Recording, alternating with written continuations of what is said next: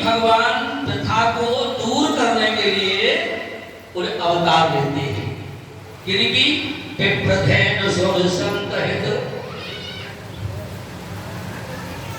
मैं कुछ कहना चाहता हूं, इसलिए चौपाई बोली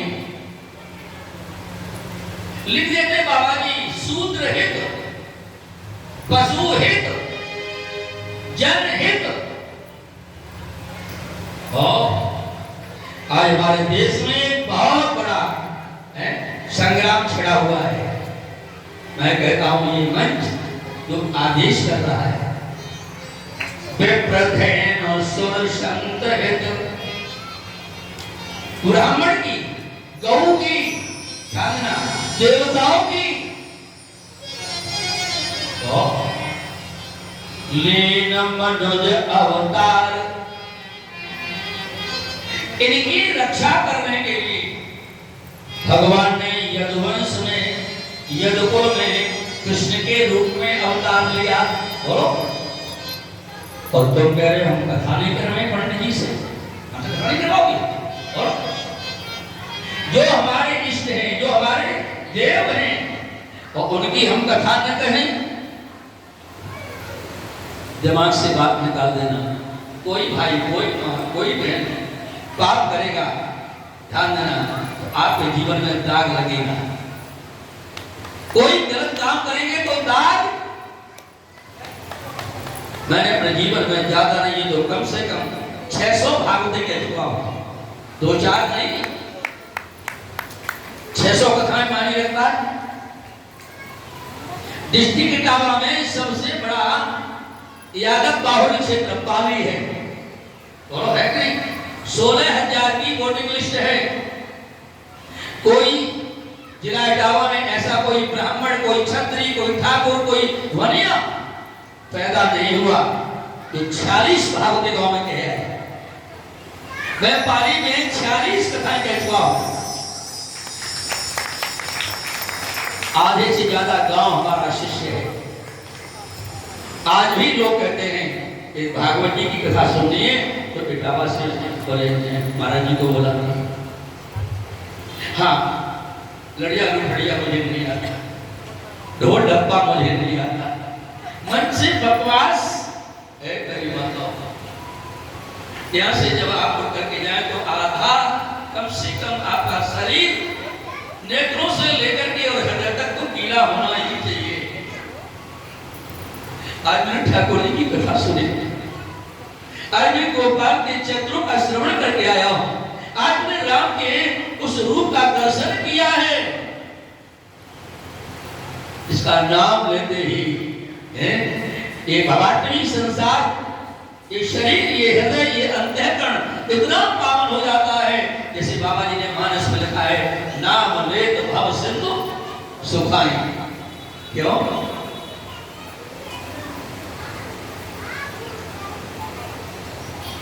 मथुरापुरी प्रसिद्ध है यमुना जी के तीर, वयोवृद्ध रहते यहाँ उग्रसेन नृपभीर।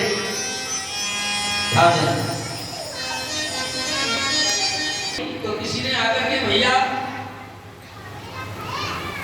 देवक से कहा पुत्री विवाह के योग्य है, इसकी शादी कर दो। तो जिसकी बेटी शादी के योग्य हो जाए और समय के अनुसार उसकी विदा नहीं हो तो घर में थोड़ा चिंता का विषय रहता है। समाज में प्रातःकाल होते ही चर्चा की गई, उग्रसेन के पास में आवाज गई। उग्रसेन ने कहा चिंता नहीं करो, तुम घर की व्यवस्था देखो, मैं बाहर की व्यवस्था देखता हूं। एक घर का मुखिया है, एक बाहर का मुखिया है। 2-4 माताएं कथा समझ पाएंगे जिन्होंने जीवन में भागवत सुनी है। एक अंतर्मुखी है, एक बहिर्मुखी है, एक केवल बाहर आकर, बहुत अच्छा, बहुत अच्छा, एक केवल नेत्र बंद करके ही ध्यान करता है। एक इष्ट के, कृष्ण के अवतार की कथा है। कितना पवित्र आपका यहां पर मन होना चाहिए। आभ्यंतरो बाह्यस्य यतरो तथा व्याकरण कहता है एक व्यक्ति बहिर्मुखी हो, एक मुखी अंतर्मुखी हो, एक व्यक्ति बाहर से पूजा करे, एक अंतर मन से पूजा करे। पीछे वाले बैंक मैनेजर अशोक कुमार जी कोरवा दूसरे से पधारे निवेदन है, एक व्यक्ति ऊपर से पूजा करे, एक अंतःकरण से पूजा करे, एक घर की अंदर की व्यवस्था देखे, एक घर के बाहर की बात नहीं पड़े पड़ा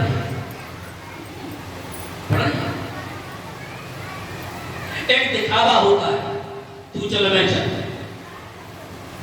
हमारे यहाँ पंडाल में जितनी मेरी माता बैठी है, मेरी कोई माँ कोई बहन दिखावा नहीं करती, अंतःकरण से भगवान को समर्पित है। सभी लोग, सबको ठाकुर जी की, खाटू श्याम की कृपा और हारेंगे बड़ी कृपा।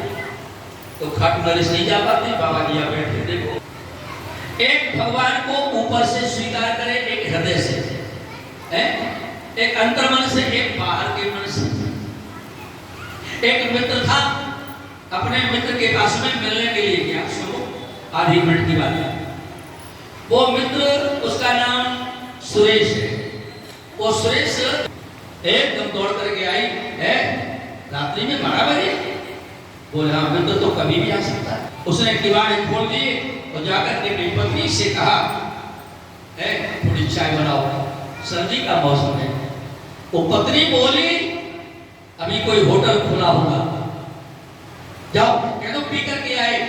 बेचारा इटावा से गया, बहुत सारी इच्छाएं थी, दिल्ली है दिल वालों की, बंबई पैसे वालों की, और जहां तहां कंगाल बसे, कलकत्ता कंगालों की। हाँ ये बात तो समझा लोग। गया था मिलने के लिए मित्र से, तो उसने धीरे से प्रणाम किया और कहा, भैया आप परेशान हो, हम चाय पी करके आए। अब इटावा की चाय दिल्ली तक चलती रहेगी, बोलो बोलो।